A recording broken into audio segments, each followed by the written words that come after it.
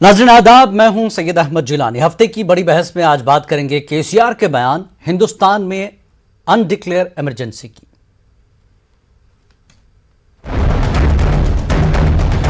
Today in India there is an undeclared emergency. सरकार चला रहा है या गुंडागर्दी कर रहे हैं? लोग तंत्र को नहीं मानते, षड्यंत्र को मानते हैं। Narendra Modi government should go and non BJP government shall come. क्या ये लोकतंत्र है?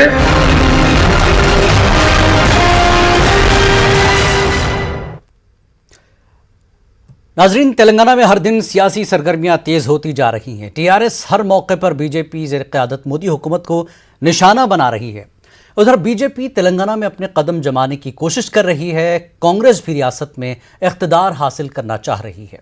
रियासत की सियासत में इल्ज़ामात और जवाबी इल्ज़ामात का सिलसिला जारी है और तेलंगाना के वज़ीर आला के चंद्रशेखर राव ने मरकज़ी हुकूमत पर संगीन इल्ज़ामात आयद किए हैं। उन्होंने नरेंद्र मोदी को मुल्क की तारीख की इंतहाई कमज़ोर और नाअहल करार दिया। उन्होंने गुज़श्ता 8 सालों के दौरान मरकज़ी हुकूमत के फैसलों पर जवाब तलब किया। उन्होंने इल्ज़ाम लगाया कि मुल्क में गैर मौलना इमरजेंसी नाफिज है। केसीआर ने कहा कि पेट्रोलियम अशिया की कीमतों में इजाफा, बेरोजगारी, मुख्तलिफ स्कैम्स व नफरत पर मबनी जराइम पर वज़ीर आज़म से जवाब तलब किया। उन्होंने कहा कि मोदी मुल्क को जवाब देना चाहिए कि डॉलर के मुकाबले रुपए की कदर इस कदर क्यों घट चुकी है। उन्होंने कहा कि मरकज़ की बीजेपी हुकूमत गैर मुतारिक, गैर कारकर्द और मसाइल से नावाकिफ है। उन्होंने इल्ज़ाम लगाया कि मरकज़ी हुकूमत तमाम महाजों पर नाकाम हो चुकी है।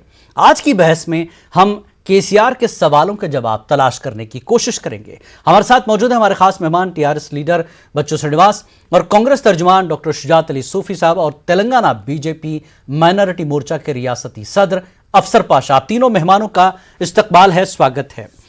मैं बातचीत शुरू करने से पहले चाहूंगा कि केसीआर ने क्या कुछ कहा, पहले वो बाइट आपको सुनवा देते हैं, फिर उस पर बहस करेंगे।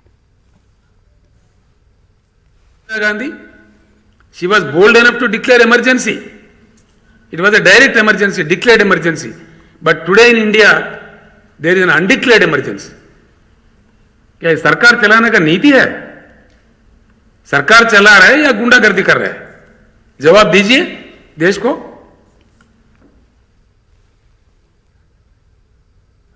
ये तरीका है?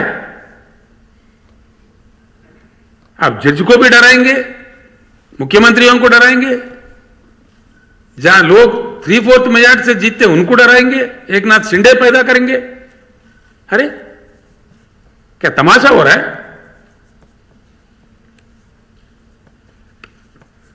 किस भ्रम में है भाई? इतना अहंकार क्यों?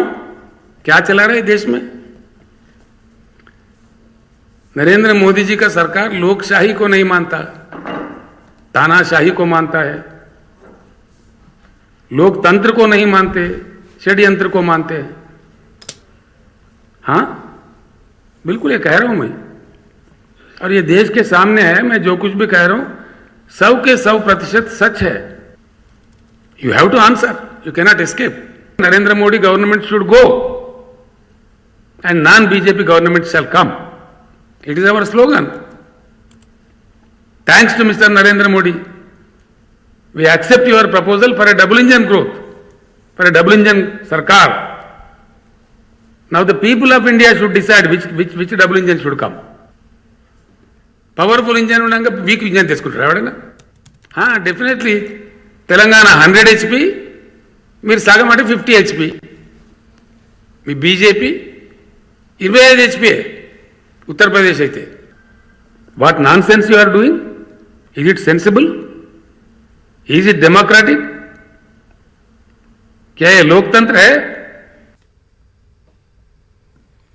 तो ये बयान केसीआर का सीरियस लिया जा रहा है कि मुल्क में अनडिक्लेयर इमरजेंसी है। शुजात अली साहब, केसीआर की बात हो चुकी है, इसलिए मैं श्रीनिवास जी के पास थोड़ी देर के बाद आऊंगा, चूंकि केसीआर के बयान की अहमियत अपोजिशन के पास कितनी है, कैसे देखते हैं शुजात अली साहब इस बयान को? आप अब मुखालफत हो रही है बीजेपी की, मरकज की, मोदी सरकार की। जिलानी साहब, मेरा तो ये तासुर है कि दोनों ही कायदीन, चाहे वो मोदी हो या केसीआर हो, दोनों ही जमहूरियत के दुश्मन हैं, दोनों ही वही हरकतें कर रहे हैं जो एक दूसरे पर इल्जाम लगा रहे हैं। क्या मैं पूछना चाहूंगा कि केसीआर जमहूरियत पसंद है? अगर वो जमहूरियत पसंद होते तो कांग्रेस के इलेक्टेड एमएलए को अपनी पार्टी में नहीं लेते। उसी तरह बीजेपी भी कई रियासतों में हमारे एमएलए को लेकर सरकार बनाती है। तो दोनों ही डिक्टेटर हैं, दोनों ही गैर अखलाकी मामलात में उलझे हुए हैं। किसी शायर ने खूब कहा था कि खुव्वत फिक्र अमल पहले फना होती है, फिर किसी कौम की शौकत पे जवाल आता है। इस वक्त ये दोनों ही पार्टियां जवाल की तरफ जा रही हैं। हम तो चाहते हैं कि दोनों ही पार्टियां हिंदुस्तान से उखड़ जाएं, दोनों ही पार्टियां हार जाएं और मुल्क में जमहूरियत का दौर दौरा हो। इस वक्त जमहूरियत बिल्कुल मुल्क में नहीं है, चाहे वो तेलंगाना हो या फिर पूरी बखिया हिंदुस्तान का जो मामला हो।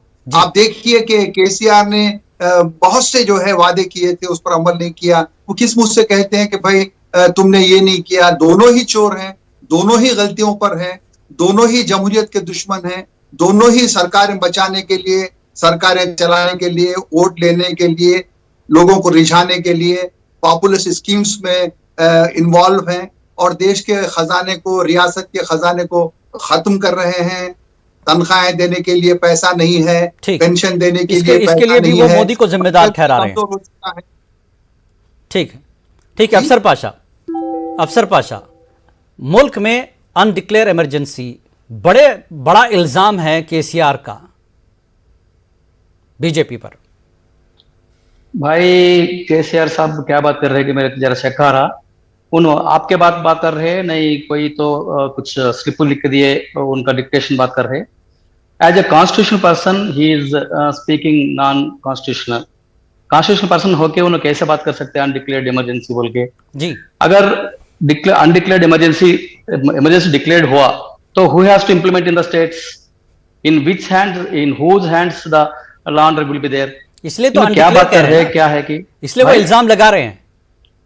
हाँ भाई, किसी भी सरकार को आप डराते हैं, इलेक्टेड सरकार को आप डराते हैं। जैसा कि बीजेपी की तरफ से कहा गया कि तेलंगाना में भी एक नाथ शिंदे जैसा होगा, तेलंगाना में भी महाराष्ट्र जैसी होगा। हम भी बोल रहे हैं हो सकती है आगे तेलंगाना में होगा, जरूर होंगे जी। एक नाथ शिंदे इसी को वो अनडिक्लेयर इमरजेंसी कह रहे हैं।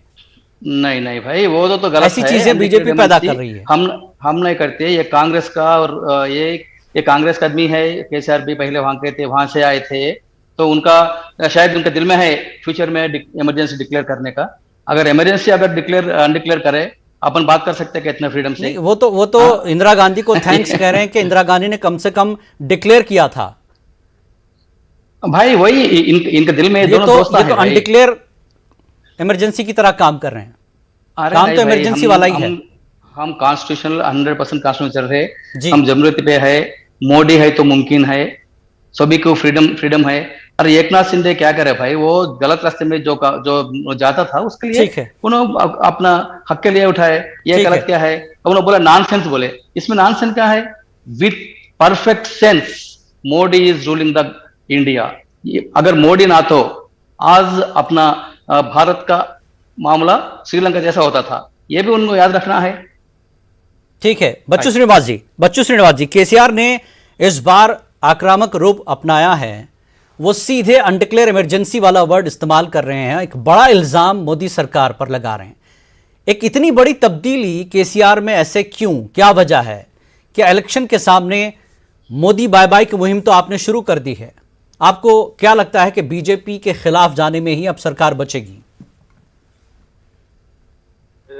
सबसे पहले मैं सबकी नमस्ते करते जी। ये वैसा कुछ भी नहीं है जिलानी जी, जो हमारे मुख्यमंत्री जो कह रहे ना जी, ये इट इज 100% क्यों बोले तो आज देखिए जब पेट्रोल नहीं तो डीजल या गैस के रेटा कैसा बढ़ गया, या रुपये का वैल्यू कैसा कम हो गया, या कोई भी कुछ प्रोजेक्ट नहीं बने सो है। ये सिर्फ वो अग्निपथ का स्कीम जैसा अग्नि बनाया सारे देश में।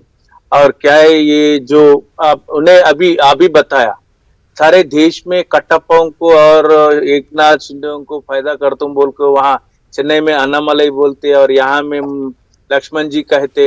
ऐसा अनडेमोक्रेटिक ये पूरा। अभी मेरा भाई जो बीजेपी से बात कर रहे हैं ना, इन्हें बोल रहे कॉन्स्टिट्यूशनल डेमोक्रेटिक तरफ से हम रूलिंग करते बोल के बोल रहे ना, जी। Which is democratic and which is democratic. Shinde को मुख्यमंत्री बनाना, बीजेपी सरकार ने उसको मुख्यमंत्री बनाना, या डेमोक्रेटिक है? डेमोक्रेटिक वे में, एक मिनट सुनिए, जी। जो सरकार चल रहे महाराष्ट्र में, वो तो उसको गिरा के ऐसा आप 14 राष्ट्रों में सरकार बनाए सो है भाजपा। एक सरकार, एक राष्ट्र दो राष्ट्र नहीं, अनेक राष्ट्रों। क्या है ये अपना मुख्यमंत्री जी ने कहा है, ये कितना अहंकार से कहते हैं, बराबर इतना अहंकार क्यों सरकार को, केंद्र सरकार को? ये सब हम पूछना चाहते हैं। आपका जो विफल है, या मैनिफेस्टो में दिए सो है, या आपका व्हाइट मनी किधर हो गए, 14 लाख रुपए किधर चले गए, 2 करोड़ युवाओं को एम्प्लॉयमेंट किधर चले गए, या क्या करे इस देश को? सबसे बड़ी ये क्या है, 85 साल में इतना कम जीडीपी तो कभी नहीं था। इन लोग बोल रहे अगर मोदी नहीं है तो श्रीलंका बनते थे। भाई कहाँ है? 75 साल में कभी श्रीलंका से भारत बन गए क्या? इससे पहले प्रधानमंत्री नहीं था इस देश को, सिर्फ मोदी आके प्रधानमंत्री बन गया। आपकी पार्टी से भी अटल बिहारी वाजपेयी ने प्रधानमंत्री काम किया ना इस देश को। सिर्फ मोदी के बाद में देश भारत नहीं रहते क्या? हम तो वैसा नहीं सोच रहे। ठीक, यानी केसीआर ने जो कहा वो सही है, वही चल रहा है देश में। 100% वही चल रहा है ना। सबूत है, जो चल रहे वो कह रहे, जो चल रहे वो नहीं चल रहा बोल रहे हैं। या मेरे को पर्सनल कुछ भी नहीं है मोदी जी से। मोदी जी भी पहले एक मुख्यमंत्री था गुजरात में, गुजरात मॉडल जैसा देश को बनेंगे बोल के बोले। आज गुजरात में पावर नहीं है, गुजरात में वाटर नहीं है, गुजरात में पावर हॉलिडेज है। क्या मॉडल बनाया आज देश को? क्या बनने वाला है? क्या लाया? ठीक है शुजात साहब, रियासत के जो मौजूदा हालात है, फंड्स की कमी है, डेवलपमेंट के मसाइल हैं, इसकी जिम्मेदारी भी अब केसीआर जो है बीजेपी पर डाल रहे हैं, मोदी सरकार पर डाल रहे हैं, क्योंकि मरकज वो फंड्स नहीं दे रही, जिसकी वजह से यहां पर इस तरह की सूरत हाल है। आपकी लड़ाई जितनी बीजेपी से है उतनी केसीआर से है, लेकिन केसीआर वही कह रहे हैं जो कांग्रेस भी कह रही है मरकज को, बीजेपी को। तो लड़ाई कांग्रेस की अब किससे है, बीजेपी से है या केसीआर से? कांग्रेस की लड़ाई तमाम गैर जमहूरी इदारों से है, गैर जमहूरी पार्टियों से है, और उन लोगों से है जो इंसान दुश्मन हैं। केसीआर में और मोदी में अगर आप तकाबुल करें तो दोनों में कोई फर्क नहीं है। दोनों ही पॉपुलिस्ट स्कीम्स के जरिए सरकारें चला रहे हैं, जिसकी वजह से खजाना खाली हो रहा है। हिंदुस्तान की तारीख में ऐसा कभी नहीं हुआ कि पेंशन जमा किया जा रहा है, पेंशन फर्स्ट के बजाय 15 तारीख को दिया जा रहा है। तो एक मशहूर लतीफा है कि एक लड़का होटल में गया तो देखता क्या है कि आधा प्लेट अंडा तैयार है, आधा प्लेट बिरयानी तैयार है। तो लड़का परेशान हो गया, बोला कि भाई इतनी बड़ी होटल में ये आधा प्लेट तैयार है, आधा प्लेट बिरयानी तैयार, ये क्या बात है? तो होटल के मैनेजर ने कहा साहब माफी चाहता हूं कि हुकूमत का ऑर्डर है कि जो भी स्टॉक है डिस्प्ले करो। अरे हाँ भाई, तो ये एक ऑमलेट और एक अंडा और एक आधी बिरयानी, ये क्या मतलब हुआ? तो उसने कहा कि ये होटल फकीरों की है, जहां जहां से जो मिल रहा है लाके बेच रहे हैं और डिस्प्ले कर रहे हैं। तो ये सिचुएशन जो है तेलंगाना की है, इसमें कोई शक है क्या? पूछिए। डिस्ट्रिक्ट के जो एम्प्लॉइज, रिटायर्ड एम्प्लॉइज हैं, उनकी पेंशन 10 तारीख को 15 तारीख को मिल रही है। आप इमेजिन कीजिए अगर किसी ज़ईफ आदमी को पेंशन जो है देर से मिलती है तो बहुत परेशानी आ जाती है। बल्कि मुझे डर है कि कुछ लोग जो है मर जाएंगे, कुछ लोग खुदकशी कर लेंगे। तो इतनी बुरी हालत मैं समझता हूं कि कभी तेलंगाना किसी रियासत की भी नहीं हुई होगी। और जहां तक सवाल मरकज में इमरजेंसी का जहां तक सवाल है, 100% इमरजेंसी लगी हुई है। मैं तो कहूंगा डिक्लेयर इमरजेंसी है। मिसाल के तौर पर जुबैर पर कोई भी खास इल्जाम नहीं है, वो गिरफ्तार हुआ है। नुपुर शर्मा के बारे में आप इंटरनेशनल प्लेटफॉर्म पे ये कहते हैं कि वो फ्रिंज एलिमेंट है। जब वो फ्रिंज एलिमेंट है तो अभी तक गिरफ्तार क्यों नहीं हुई? तो साबित क्या हो रहा है कि मनमानी चल रही है। इमरजेंसी में जिस तरह मनमानी चलाता है कोई डिक्टेटर, वैसा ही डिक्टेटर चला रहा है, मनमानी चला रहा है। जी, यानी केसीआर के इस बयान को आप सहमति करते हैं? केसीआर के इस बयान के साथ हैं आपके? वाकई केसीआर जो कह रहे हैं वो हो रहा है मुल्क में? नहीं, केसीआर को भी मैं डिक्टेटर मानता हूं। ठीक, केसीआर को भी मैं जो है इंदिरा गांधी डिक्टेटर है, एजेंसी चला रहा है यहाँ पर जी, उसमें दो राय नहीं है। मैं तायद नहीं कर रहा हूँ, दोनों का मवाजना कर रहा हूँ। दोनों जो है गलत राह पे चल रहे हैं। देश को तबाह करने के रास्ते पे जा रहे हैं, ठीक। रियासत को तबाह करने के रास्ते पे जा रहे हैं। दोनों ही ठीक है बच्चू कसूरवार हैं, श्रीनिवास मैं जी, ये कह रहा हूं। बच्चू श्रीनिवास जी, शुजात साहब मोदी सरकार के साथ साथ केसीआर को भी उसी जगह पर खड़ा कर रहे हैं। जो गलती मोदी सरकार कर रहे हैं वो भी केसीआर सरकार कर रही है। दोनों एक ही खाने में है कांग्रेस की नजर में। कांग्रेस की बात तो मैं कांग्रेस के बात करे तो उसको उतना रिस्पांस देना है तो भी मेरे को अच्छा नहीं लगता। फिर भी पैनल में है ये 75 यही तो इल्जाम है ना सर। अपोजिशन में देखिए कांग्रेस भी एक पार्टी है, आप कई मौकों पर कांग्रेस के साथ खड़े हो जाते हैं। अब जब बीजेपी से लड़ना है तो वो कांग्रेस के साथ खड़े हो गए आप, और आप उसको जवाब देना नहीं चाहते। जवाब तो आपको सब देना होगा। जो सरकार में है और जिस सरकार से सवाल होगा उस सरकार को तो जवाब देना है। एक मिनट बच्चू जी, हमारे ही जी बच्चू जी अपनी बात रख लीजिए। एक 2 मिनट ये अपन एक बार हिस्ट्री लिए तो ये केंद्र सरकार में जब चंद्रशेखर प्रधानमंत्री जी ने था, जब कांग्रेस मदद करते थे, पांच प्राइम मिनिस्टर को मदद करे, देवेगौड़ा जी को और आई.के. गुजराल जी को और चंद्रशेखर जी को। अभी जब इन्हें मदद करे ना, जब इस देश में पैसे नहीं थे, इस देश में सोना क्या है, सोना थनका रख के देश को चलाया, वैसा समय पे ये कांग्रेस सरकार ने मदद किया। वैसा सरकार था, वैसा सरकारों को मदद करके आगे बढ़े थे। इस देश में आज तक पढ़ाई, बिना पढ़ाई वाले और पॉवर्टी लाइन ये सब है बोले तो इसका पूरा जिम्मेदारी और जवाबदारी कांग्रेस सरकार है। अभी हम लोग कह रहे हमारे को 5 दिन 6 दिन आज सही है।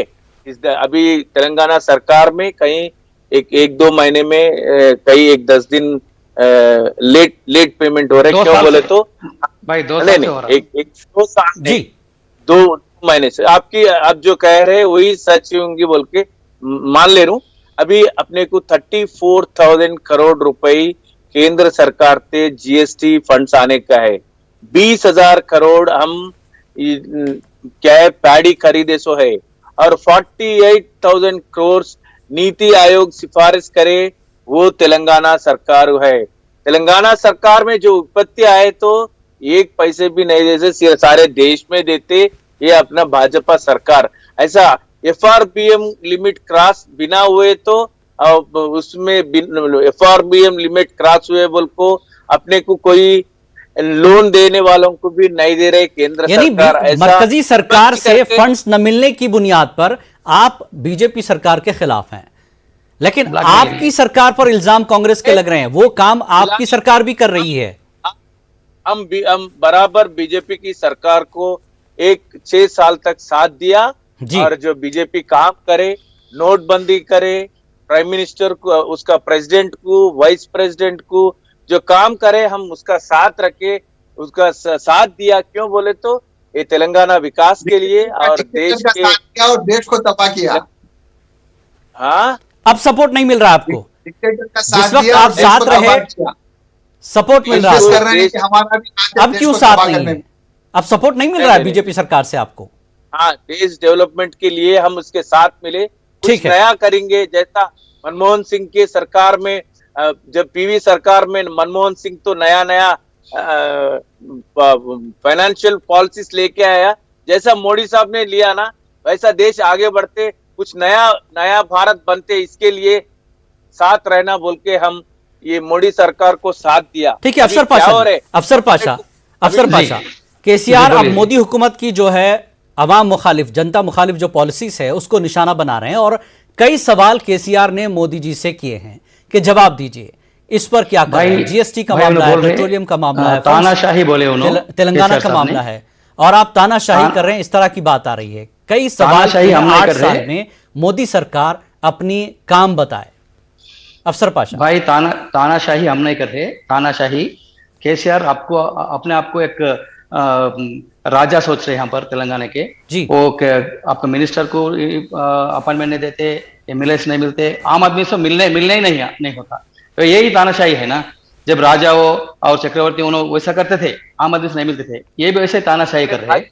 अब बच्चू श्रीनिवास जी बोल रहे जी। बच्चू श्रीनिवास जी बोल रहे गैस का बड़ा पेट्रोल बढ़ा है। भाई आप गैस के ऊपर कितना ले रहे भाई? 394 रुपीज ले रहे, कम करो फिर। अब कितना यहाँ से मेरे भाइयों जो ऑटो कारोबार में बहुत मुसलमान जुड़ के रहते हैं, वो पूरे कर्नाटक जाके डीजल ले रहे, आप क्यों नहीं कम कर रहे वैट?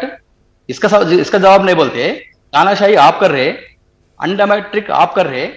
अरे केसीआर साहब और केटीआर साहब, हरीश राव साहब काम भी दौरा गए डिस्ट्रिक्ट को, वहां पर इमीडिएटली बीजेपी लीडर सबको अरेस्ट कर रहे।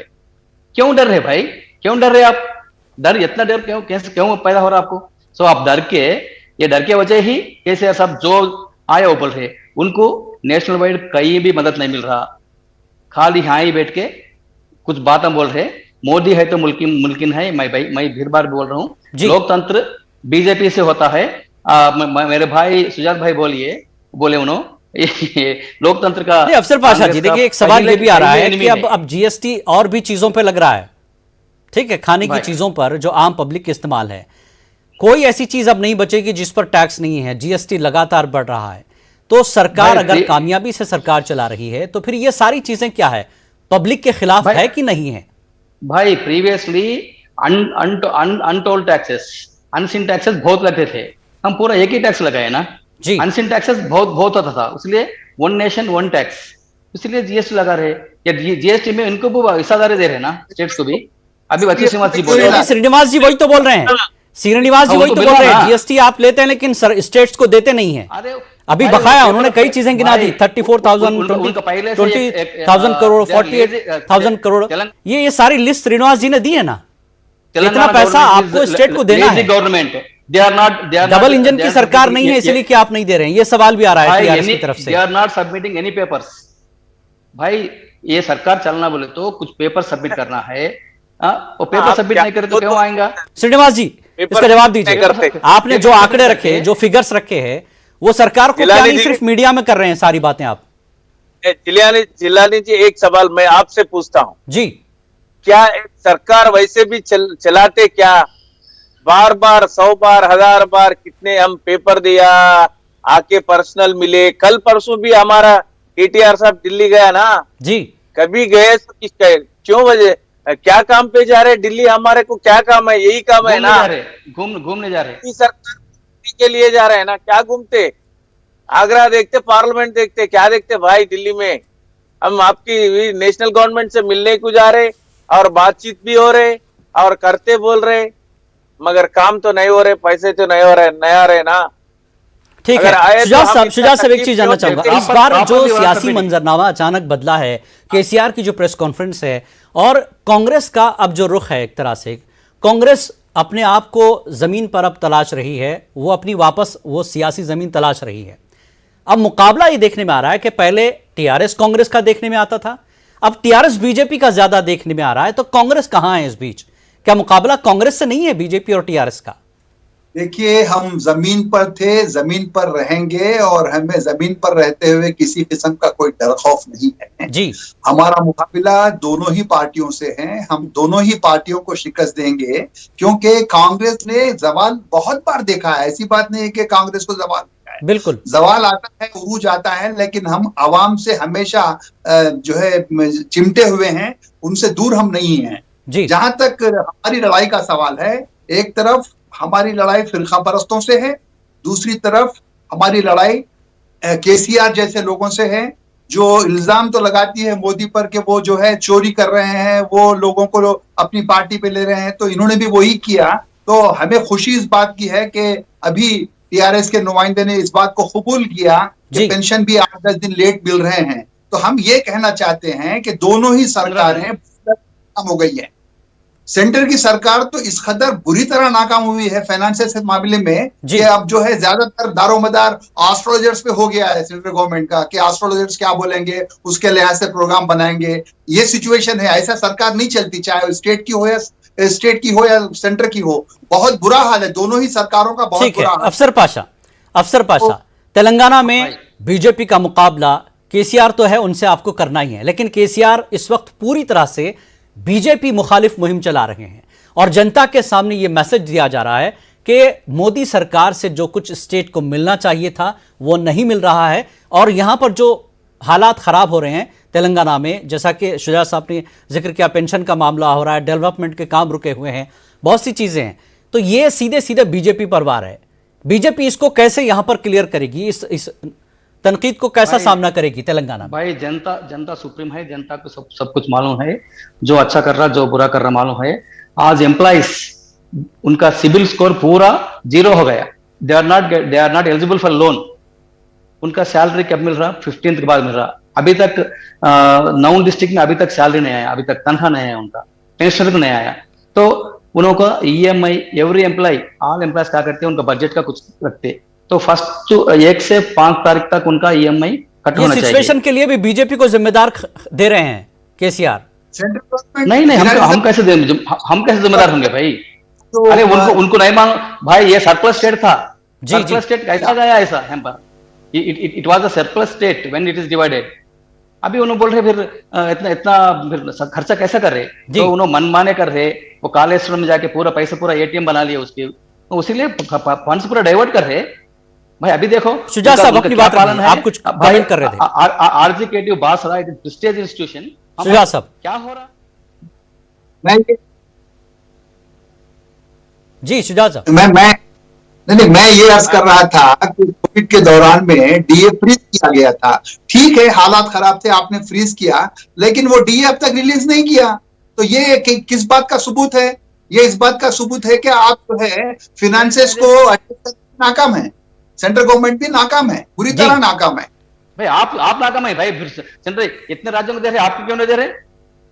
आप तेलंगाना की नहीं है ना, भारत में आपके तेलंगाना की नहीं है, इतना स्टेट को, सारे स्टेट को नहीं। लास्ट कमेंट अफसर पाशा जी, तेलंगाना सरकार बार बार यही कह रही है कि हमें अपना जो पैसा है वो दे दीजिए, जो शेयर हमें आना चाहिए वो दे दीजिए, वही तो पूछ रही है तेलंगाना सरकार। In government there is particular process आता भाई, खाली बातों से नहीं होता ना। वो तो कह रहे हैं दिल्ली जा रहे हैं, आपके मिनिस्टर से मिल रहे हैं, आपको सब कुछ दे रहे हैं, फिर भी आप नहीं दे रहे। जाने में नहीं होता ना, सही प्रोसेस, सही अंदाज, सही पेपर। ठीक है, उनके पास पैसा नहीं है। बहरहाल एक दूसरे पर यहां पर इल्जाम जवाबी इल्जाम तो लग रहे हैं, लेकिन अवाम देख रही है कि क्या कुछ इस वक्त हो रहा है। बीजेपी, कांग्रेस, TRS तीनों की कारकर्दगी सामने है। आने वाला वक्त बताएगा कि जनता ने क्या फैसला लिया। आप तीनों मेहमानों का बेहद शुक्रिया, श्रीनिवास जी, शुजात साहब, अफसर पाशा, आप तीनों का इस डिबेट में शामिल होने के लिए बेहद शुक्रिया। आदाब।